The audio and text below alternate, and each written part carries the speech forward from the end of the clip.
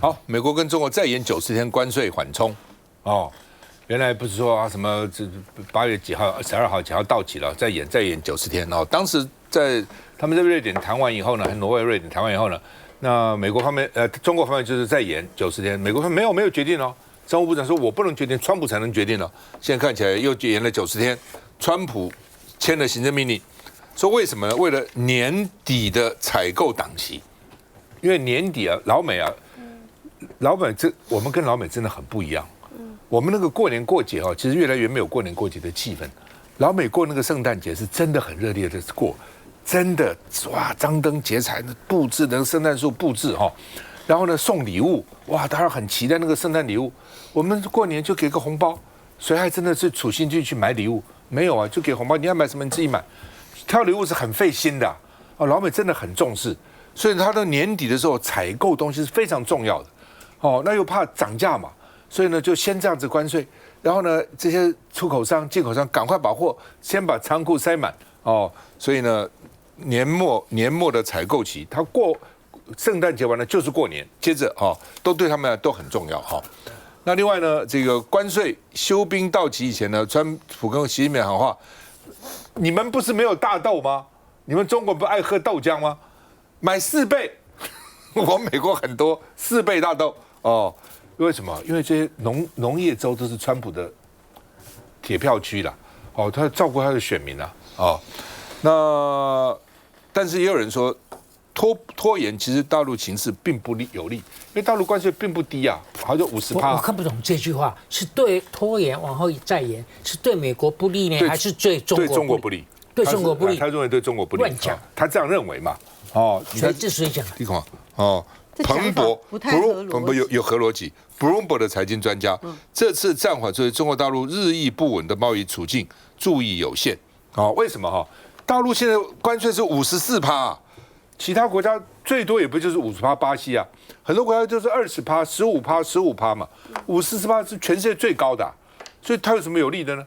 之前是因为很多人都很高。什么32%台湾或其他，所以他那个时候呢，他那个时候是好像100%什么反正都乱扯嘛，所以呢降到54%、20%的那个芬太尼加上去54%，那时候觉得对大陆不错，当时是不错，可是现在其他国家都已经谈好了嘛，大陆还没谈好嘛，所以我也不觉得大陆是有利的啦，只是它可忍受啦。那另外就是说，昨天我们也讨论嘛，我说大陆现在对美国外销只占它外销的20%，陈凤新说7月只有9%。所以对大陆来讲，美国的市场也没那么重要的了所以基本上大陆也没有那么在意了，因为比例少了嘛他对其他的外销多了但是不管怎么样了他反正 Bloomberg 说对大陆不见得有利了那川普说，刚刚讲的辉达卖给中国 H20晶片，川普要收15%的营收，就跟土匪一样，美国从来没有这样就是赖清德可以跟台积电说，你要到美国设厂，对不对？1650亿美元，20%给我，留在台湾；330亿留在台湾，就这个意思。川普真的阿爸，当时我还以为黄仁勋好厉害去白宫这样谈一谈以后，川普就放了搞了半天，卖给大陆100亿美金，15亿要交给美国政府呢。川普说，除了台湾，还有那个 AMD 超微也是这样说这样我美国一年可以多收20亿美金。川普真的是锱铢必较，你知道吗？关税我美国一年这个进口3兆美元，收15%的关税，一年我美国就多收4500亿美元，那个钱很大，收这个20亿我也要所以呢，15%的营收税要交到美国那边去所以呢这个那就有人讲了说那将来。川普说，我们卖到大陆是降规版的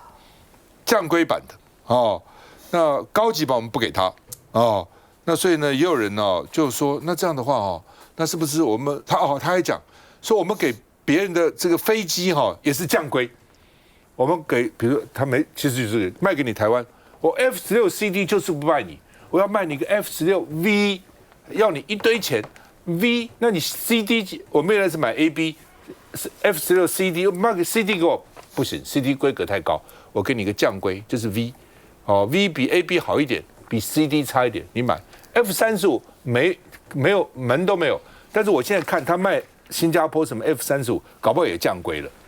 川普自己说，我们卖给人家的武器都降规啊，没有像我们美国武器那么好啊，收人家的钱还降人家的规哦。那另外呢，这个很多人说哦，川普这个可能违反宪法，美国宪法哦，是你怎么可以国家的安全可以开价，可以讨价还价哦？而且呢，政治的手伸进经济哦。Wall Street Journal 华尔街日报说，美国越来越像中国，可以抽头。我们看一下。在美中关税休兵到期前几个小时，美国总统川普签署行政命令，再延长90天。川普也在真实社群对大陆国家主席习近平喊话，表示希望中国能快速增加采购美国黄豆数量到4倍，以解决黄豆短缺问题。川普说，这也是减少美国对中国贸易逆差的一个方法。最后，他不忘感谢习近平。We've been dealing very nicely with China, as you probably have heard. They have tremendous tariffs that they're paying to the United States of America.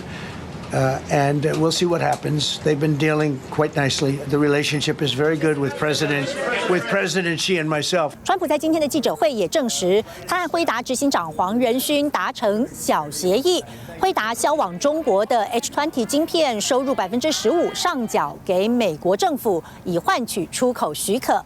H20 采用辉达比较早期的 Hopper 架构，但川普说他将和黄仁勋讨论新协议，让辉达可以在中国销售降规3到5成的最新 Blackwell 晶片。晶片管制不只关乎美中科技竞争，也和美国国安相关。而以上缴晶片收入换取出口许可核发的对价关系，更是从没发生过。黄仁勋说 ，Blackwell 是地表最强 AI 晶片。根据现有的美国出口管制 ，Blackwell 是禁止销往中国。不过，辉达并没有放弃中国市场，辉达计划推出专门针对中国市场的 Blackwell 晶片，以寻求获得出口许可。来，这个曾宇，我觉得首先呢，你可以看到哦。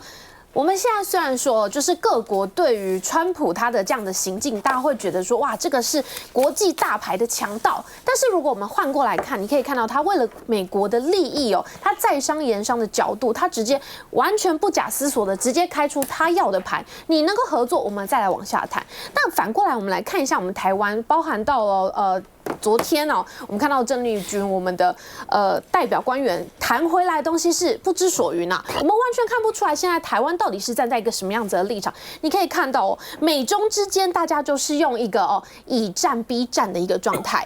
你提出条件，我就用别的方式制裁你，以牙还牙的方式，这样子才是大国之间的对等的一个博弈嘛。但是我们现在看得出来哦，现在目前大国博弈的恐怖平衡对于台湾的影响到底在哪里？现阶段你可以看到，我们整个谈判团完全没有办法去针对现在美中之间的角力，去维护到我们台湾现在目前的国际利益，这个才是大家必须要去关注，而且要非常小心谨慎的地方。那再显示。是啊，你看哦，美国川普他可以为了所谓刚刚有讲到说，因为年节要到了，所以他可以再签了一个所谓的美中再延90天的关税缓冲。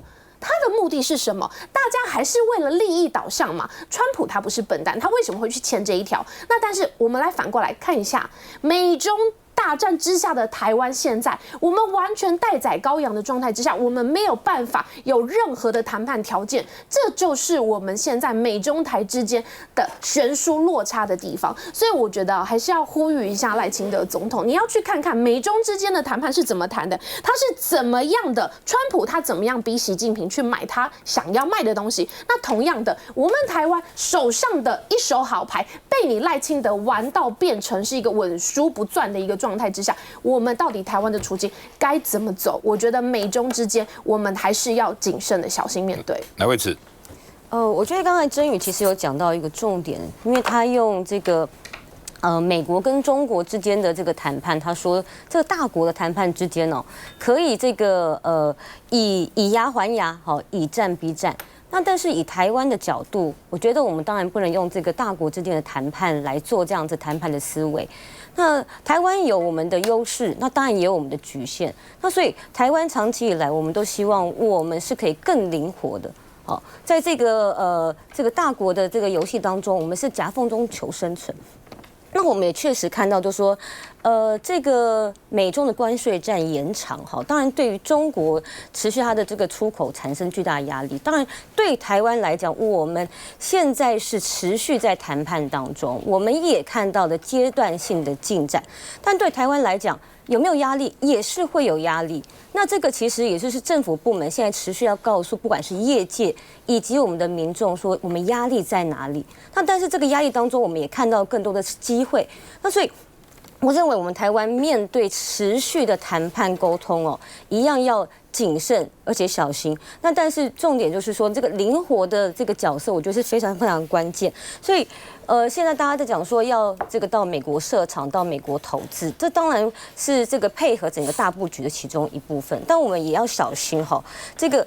利用美国跟其他国家的这个合作关系，我们同样要维持台湾灵活的这个优势，就是避免依赖单一的市场。那我首先想要讲一下是说，我们4月份的时候，这个是有谈到这个原关税加32%嘛，那现在谈到是原关税这个加20%。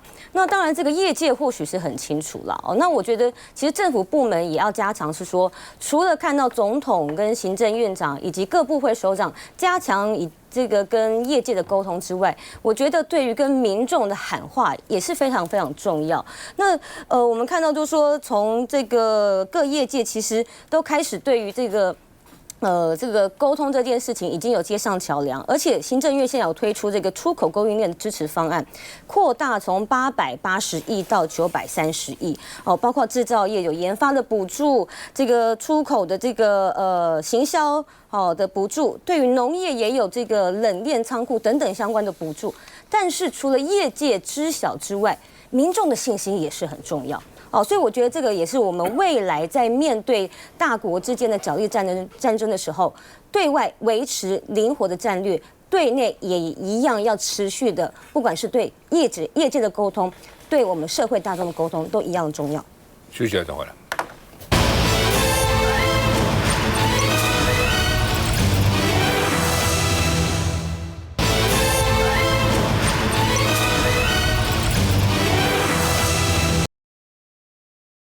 好，那么这个赖清德要发展不对称战略，所以呢，他铺路国防预算要提特别预算，除了国防预算还不够，再提特别预算。他去出席2025台湾创投年会，谈到国防你创投应该跟大家讲，你这电要怎么办然后呢，哪些是这个国家将来未来要发展的这个投资机会等等你谈到国防创投也不能去投资国防啊，他要投资什么那另外呢，就是刚刚讲的叠加关税的争议，左荣泰也说我有自我检讨，我让大家误会是我没有一而再再而三的说明，他就说我讲过了，4月讲过了，然后呢上个月跟3000个厂商讲过了，那大家都不知道啊，有几个搞得清楚？我们都搞不清楚，那几个人搞得清楚？就原20%就20%了嘛，记得吗？当时一堆青鸟什么还来出征我，所以你赵康不说32%吗？现在只有20%，好像丧事喜办，高兴的要死，对不对？那你也不知道把这个跌，青鸟也不知道啊。那天晚上在翠他们，我的小编告诉我，一个到了下午5点的时候，翠上骂我的已经是3700个，这么的3700在骂我，出征我，还不算什么 Line 啊，不算什么其他，光翠上就3700出征我，就说你看看，你不是说32%吗？现在只有20%，等等。你汇率台币涨了12%都不算了，还有这个叠加关税，你们也不知道对不对？好吧，不管了。所以左荣泰说他没有一而再，还好我真的我神经很大条，你们来好了。我说33700算什么？来个37万，那才算个数没有一而再再而三，是让大家误会了那另外呢，这个所以说昨天郑丽君说他也不想出来。但是呢，因为周末炸锅了，所以硬把他推上火线。他昨天讲了半天讲什么呢？所以就说你现在就是搞密室游戏嘛。就你说你没有黑箱，你怎么不是黑箱呢？你连给立法院报告都只有一张 A4 的纸，而且是一张，我还从来没听过。我听了立委讲是只有一张 A4 纸。然后呢还叫他们轮流看，还不是每个人给一张，是说好这个人看完了以后，然后听说那个有一个民进党委员呢，就在哪上不放，他看半天，我就是不放嘛。我看得慢是怎样呢？我要消化。后面大排长龙，后来蓝白为什么走了？就是因为觉得这搞什么鬼嘛，没有意思，还要签保密协定，就一张 A4 纸也没写什么东西哦，好吧？所以他不是密室，他是什么是密室呢？然后呢，而且他们不是说我们 AIT， 我们跟 AIT 都签了什么保密协定，不能讲啊，都不能讲啊，那就奇了怪了。这我们不能讲，日本、韩国都能讲，印度、印尼也可以讲，越南也可以讲，欧盟也可以讲，我们都知道，就我们不知道我们自己怎么回事哦。所以呢，就说行政院内外皆输，你对外国也没讨好他，对内也输了。所以昨天郑丽君就是争取关税不叠加，我会继续努力等等。所以郑丽君开了60分钟、80分钟，白开了，浪费大家时间，谈了什么东西？什么也没有，真的什么都没有哦。那大家我看今天评论只是说他态度还算诚恳啦，哦，这个还他怎样啊？哦，那龚总也开火了，说呢真的听不下去，这讲些什么？我们要问你要怎么办呢？对不对？你目标是要把关税降到什么地步啊？叠加能不能像日本那样取消啊？韩国他骗我们，所以那韩国也是叠加，韩国根本就是他们自由贸易协定，它根本是0啊，主要都是0啊，它叠加也是0啊。我问你20加0是多少？20加0多少？对不对？那跟我们不一样嘛，拿这个来糊弄我们哦。龚总就说比40年来都惨哦，一方面是汇率，一方面就是关税哦，所以他们说应该要这个。要怎么样呢？除了要汇率要稳住了，哦，也不是你不能升，你要稳，不能一下子这样高高低低嘛。信保基金扩充，另外动涨电价，缓征碳费，扩大纾困。他们认为龚总认为这比较重要的。我们看一下。出席创投年会，总统讲到国防预算之际，突然来上这一句：台湾没有计划要改变现状，台湾也没有计划要去威胁其他的国家，从来都没有。我们只是想要确保和平。重申立场，但突如其来的强调是要说给谁听？不过台下的企业家们或许也关心关税议题，尤其这段总统跟金人宝集团总裁许胜雄的咬耳朵时间，也被猜测跟关税有关。毕竟许胜雄在总统到场前才表达立场，在往上跑的基地应该是不大的，然后因为事实上我们可能还有很多的资源还可以应用嘛，哈。那么最重要就是也不能因为这个跟美国之间的这个贸易而使得台湾整体的这个竞争力产生太大的扭曲。产业界给建言，同时行政院长卓荣泰针对叠加关税风波认了政院有疏失，行政机关或在论述的时候没有一而再再而三的将这个当作基础来做说明，引起一些大家的误会或是了解不够深。这个行政机关、行政部门，我们深刻自我检讨。卓荣泰也允诺会适时公布谈判进度，而前一天主责谈判的副院长郑丽君主动透露谈判必考题，美规车准入的问题，包含农产品的标准。包含这个 import license。台美关税谈判已完成4轮实体谈判，10次线上磋商，但想不叠加降到15%，唯有继续谈下去。老沈昨天看了郑丽君跟杨珍妮的记者会，说他们不行，应该换他来说为什么？你有什么办法？你误会了，你误会了。我昨天看了他们2个人的记者会啊，我心中有无限的不忍跟不舍。你晓得，我跟王一川不一样。王一川聘评部说她是艳女，台版艳女，我一向怜香惜玉的，你知道吗？台版爱女我觉得像他们2位，一个是位阶够高副院长，一个是很专业啊，这种足乖，学问足好，啊去到地安呢，叫去刚叫不来，他们你讲的派错人了，派这样的人哦，所以我就做了一个版的标题，就是女秀才遇上大流氓。而且他不但是大流氓，他还是大奸商啊！大奸商加大流氓，这是男人之中恶中之恶。他怕谁？他只怕警察，你知道吗？他怕警察把这个抓起来、抓起来，阿那伯横行无阻，搞乱天下，所以有理讲不清啊。那我最近为什么大家聚焦在这个叠加不叠加？因为叠加其实影响也只有3%。不同的。对，但总平均啊，这是我套用他的啦。哦，那这个叠加为什么让人讨厌？而且民进党有一点慌哦，因为如果你一开始就晓得有叠加，那你没有彻底沟通，让全国人民知道啊，大部分的人民不晓得有这回事，那你是满含无能。但是如果你一开始就没有把这个放在心头上啊，后来大家反弹了，他说哦，好像日本反弹得很快啊，马上大臣指挥白宫把这个处理掉。那我们也没有，如果你觉得说不应该这样，你也没有好好处理啊。所以我把这个列下来。现在昨天郑丽君讲的话，其实讲的很多，其实重点只有一个。郑丽君给大家讲说，我们去谈了4次，但是4次是错的，越谈得越多次，你越糟糕。因为川普这个人就是讨厌你这个讲袂刷，起你干点来，他讲来呀所以你每次去了，不但没有进展，而且对方的条件更苛而且他的目标，你看这里有好几个一个是原有的关税3.3%，对等关税20%，有叠加是23.3%，没叠加是20%。好，那现在我们的重点在不要叠加，那天花板还是20%，大家不能接受的，所以就下到下面这一块。那你台湾要出多少钱？人家3000亿美金，5500亿美金，而且更凶的，我现在才知道，这个日本跟韩国的投资啊，去美国投资，不管哪一个产业，将来有赚钱的话，美国抽90%。世间有这个戆人提钱去开给你做生意，赚钱给你分高兴我剩下一切，天下有这种傻瓜所以我们现在台湾开始讲3000亿，我说我们没有3000亿。后来川普有说，也许是2000，有时1000，但是呢，这个台积电的1650亿算不算？